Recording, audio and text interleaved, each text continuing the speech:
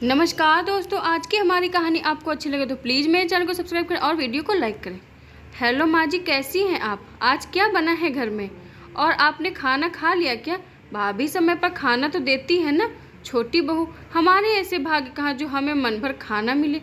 कुछ देर पहले ही तेरी भाभी दलिया लेकर गई है, कहती है बुखार से उठी है, थोड़ा हल्का ही खाइए, और खुद छोला पूरी बनाकर खा रही है। मैं बुढ़िया अकेले कमरे में पड़ी पड़ी सड़ रही हूँ, कोई झांकने नहीं आता। मगर इस बुढ़ापे में मैंने तो कुछ बोला तो मुझे घर से बाहर निकाल देंगे। फ़ोन स्पीकर पर रख पलंग पर तकिया सिरहाने लगा, आराम से लेटकर बातें करने में व्यस्त हो गई। अरे माँ जी, आप उनसे साफ कह दीजिए कि आपको दलिया नहीं खाना है और छोला पूरी खाइए। अरे ऐसे कैसे निकाल देंगे? आप घर की मालकिन हैं, भाभी आप पर ऐसे हुक्म नहीं चला सकती। नहीं भाई, हमें बहुत डर लगता है बड़ी बहू से। अभी बर्तन मांज कर ही आई हूँ। अगर मैं रसोई में उसका हाथ नहीं बटाऊं तो लड़ाई करती है। काम कर कर के मेरी तो कमर ही टूट गई। वो तो तुम फ़ोन पर इतने प्यार से हमारा हालचाल पूछती हो तो हमारे जख्मों पर मलहम सा लग जाता है। माँ जी, इस उम्र में आप काम क्यों कर रही हैं? अगली बार जेठानी जी को अच्छे से बोलूँगी, एक काम वाली लगा ले। आखिर कमी क्या है? अरे अगर नहीं होता है तो हमसे पैसे मांग ले, काम वाली लगाकर क्या करेंगी? आखिर 4 जनों का ही तो काम है, उसमें काम चोर दिन भर पड़ी रहती है, फिर भी कमर पकड़कर थक गई यही बोलती रहती। इसीलिए मैं मदद करवाती हूँ, वरना आज का काम कल और कल का काम पता नहीं कब होगा। मेरा लड़का तो फंस गया ऐसे लड़के से शादी कर। बड़ी खराब बीमार बहू मिली है, मेरे तो कर्म ही फूट गए। अपना हाथ सिर पर मारते हुए बोली। सास बहू की वार्तालाप सुन थाली में गर्म छोले, पूरी, रायता, लड्डू सजाकर चली आ रही बड़ी बहू वर्षा के कदम देहरी पर ही जम गए। उसकी आंखों के सामने अंधेरा छाने लगा। हालांकि उसने ऐसी बातें न जाने कितनी बार सुनी थी, मगर आज उसकी देवरानी उसके बारे में कितना उल्टा सीधा बोल रही थी, साथ में पैसा मांगने का बोल रही थी। एक लंबी सांस भर वर्षा ने दंदनाते हुए कमरे में प्रवेश किया। उसे देख बीना देवी सकपकाकर फ़ोन काट दिया और बोली, जरा आराम से बहू, थाली गिर जाएगी, फिर तुम्हें ही सफाई करनी पड़ेगी। माना मैं फ़ोन नहीं करती, मगर आपकी सेवा तो पूरी करती हूँ, फिर आप यह झूठ क्यों बोल रही हैं? आपसे तो सीख भी नहीं हिलती, फिर आप कौन सा काम कर थक जाती हैं? आप ही ने मुझे दलिया बनाने को कहा था, और फिर जब आपको पता चला छोला पूरी बने हैं तो आपने इन्हें खाने की फरमाइश की, मगर मैंने तो चू भी नहीं किया। फिर आप कैसे कह रही हैं कि मैंने ज़बरदस्ती आपको दलिया खिलाया? हद होती है माँ जी। एक बात बताइए, फ़ोन वाली बहू आपको दिन में कितनी बार खाना खिलाकर जाती है? नहीं ना। और मैं दिन रात 24 घंटे आपकी सेवा में एक टांग पर खड़ी रहती हूँ, लेकिन इतने सालों में एक बार भी आपने प्यार से यह नहीं कहा कि बहू यह काम अच्छा हुआ, ये खाना अच्छा बनाया, नहीं कहा, और ढिंढोरा पीटा। तो बस ये बहू हमेशा काम चोरी करती है, कुछ सही नहीं कर पाती मायके से, कुछ सीख कर नहीं आई, माँ ने कुछ सिखाया ही नहीं, इस तरह की तंज कसी आपने। मगर अब बस आपको लगता है आपकी फ़ोन वाली बहू ही सबसे अच्छी बेहतर है, तो अब आप आराम से उसी के पास जाइए और सेवा करवाइए। यहाँ तक कि जब आपकी प्यारी लाडली वह फ़ोन वाली बहू इस घर में आती है, मेरे ही हाथों से खाना सेवा पानी करवाती है, कभी आपको एक रोटी सेक कर नहीं खिलाती, उल्टा आपके हाथों से चाय पी कर जाती है।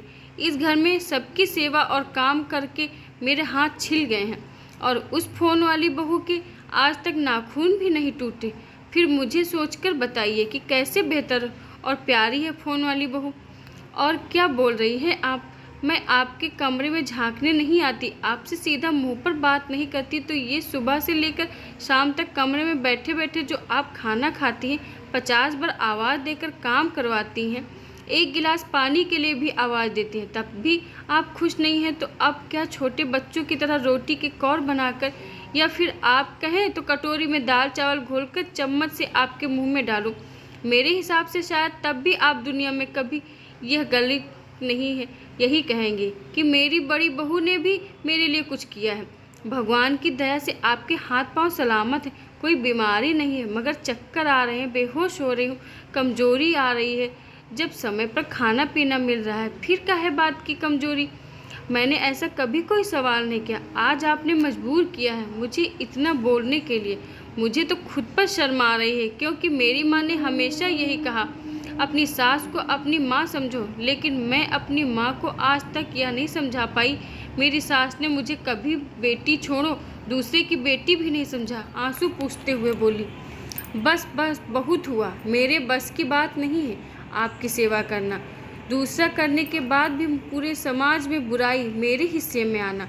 कोई भी कुछ भी कहकर चला जाता है, ना कोई छोटा ना कोई बड़ा लिहाज नहीं करता। जिसके मुंह में जो आता है वह बोलकर चला बनता है, क्योंकि आपने सबके कानों में झूठ भरा है। वे तो यही समझती हैं कि भाभी बुरी है, बड़ी बहू बुरी है। कोई भी यह नहीं सोचता जो 24 घंटे साथ रह रही है, अगर उससे 2-4 बातें हो भी जाएं तो कौन सी आफत आ गई। मैं तो सही और गलत को गलत कहने का भी हक नहीं रखती। जब भी बोलना चाहा आपके बेटे ने मुझे ही चुप कराया, मगर अब मैं चुप नहीं रहूँगी। अब बस बहुत हुआ। आपको आपके फ़ोन वाली बहू बेटा पसंद है तो जाकर हमेशा के लिए उनके पास रहिए, और मेरी बुराई मेरे पीठ पीछे करना छोड़िए। हाथ जोड़कर वर्षा कमरे में से बाहर निकल आई। सास बीना देवी पहली बार अपनी सीधी सादी चुपचाप सी रहने वाली बहू वर्षा के रोम छिद्र को देखकर अंदर से कांप गई। अच्छे से जानती थी कि जो भी वह फ़ोन पर अपनी छोटी बहू या अपनी बेटियों नंदों से बोलती है, अब सब झूठ है। एक वर्षा ही है जो उनकी हर उल्टी सीधी हरकतों को बर्दाश्त करते हुए भी उनके साथ निभा रही है। उन्हें याद भी अच्छे से पता है कि कहीं बड़े शहर वाली बहू के घर गई तो 2 दिन में ही वापस टिकट कराकर भेज देगी, क्योंकि उनके ऐसे निखरे आखिर उठाने की हिम्मत किसमें है, नहीं है। अब सास होकर भी अपनी गलती की माफ़ी मांगने से तो वो रही, इसीलिए आगे से फ़ोन पर इस तरह वर्षा की बुराई करना बंद कर दी। कोई अगर पूछता कि बड़ी बहू खाना पीना समय पर दे रही है ना, तो कहती हाँ सब बढ़िया, कोई परेशानी नहीं।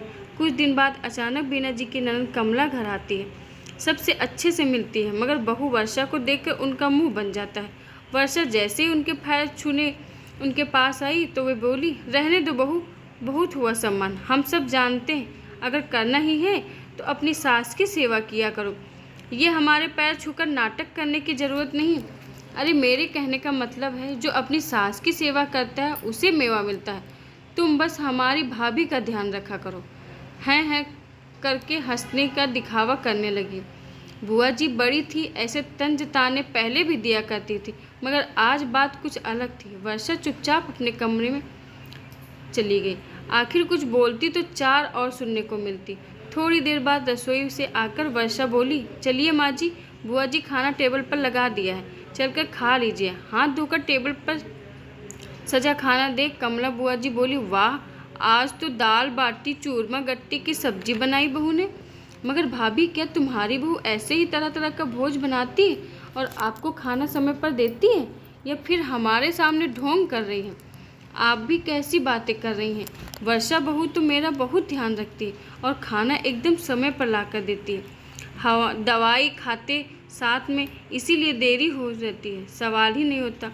आप आराम से खाना खाइए, ज़्यादा बातें करने के तो ठसका लग जाएगा। बात बदलने के लिए बीना जी बोली, हाय हाय भाभी, आप तो अपनी बहू से बहुत डरती। अरे फ़ोन पर तो आप उस दिन कह रही थी पराठा अचार से खाने वाली है बहू, सब्जी तो देती नहीं।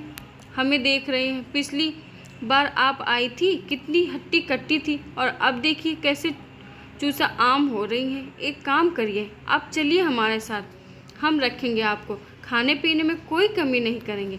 वर्षा की तरफ देखते हुए बोली, नहीं दीदी, उस दिन की बात दूसरी थी, सब्जी मैंने बना लिया था, वो तो मुझे पराठे संग अचार पसंद है, इसीलिए बोल गई थी। बीना जी झेपते हुए बोली। आज बीना जी का कहा लौट लौट कर उन्हें सुनाई दे रहा था। जो भी उन्होंने फ़ोन पर अपनी ननद को बोला था, अब ननद सब कुछ सामने बोल रही थी, जिसे सुनकर उन्हें बड़ी शर्मिंदगी महसूस हो रही थी। खाने पीने में कोई समस्या नहीं, बहू समय से काम करके देती है आदि, जिसकी वजह से अभी वर्षा को ताने सुनने को ही मिल रहे हैं। तब बीना जी दाल लेने के बहाने रसोई में पहुंची और वर्षा को देख बोली, बहू तुम सही कहती हो, मेरी इन हरकतों की वजह से तुम्हें हर बार सुनना पड़ता है। आज जब मैंने उल्टा सीधा कहना बंद कर दिया, तब भी तुम्हें ही सुनना पड़ रहा है। सासू माँ, झूठ के पाँव नहीं होते, मतलब झूठ बोलने वाला व्यक्ति अपनी बात पर टिका नहीं रहता, वो बार बार अपनी बात बदलता है। जो अभी आपके साथ हो रहा है, अगर आप ऐसे झूठ न बोलती तो आज आपके सच पर सवाल न होते। देख लिया क्या हुआ, लांछन कल भी मुझ पर लग रहे थे, आज भी मुझ पर लग रहे हैं। अब आप कितनी भी सफाई देंगी, कोई आप पर विश्वास नहीं करेगा। काश आपने मेरे साथ ऐसा ना किया होता। बोल चुपचाप वर्षा रसोई में अपने कामों में लग गई। उसे अच्छे से पता था झूठी बातें पूरे खानदान में फैली हैं, किस किस को सफाई देते फिरेंगे और बोलेंगे भी तो यकीन कौन करेगा।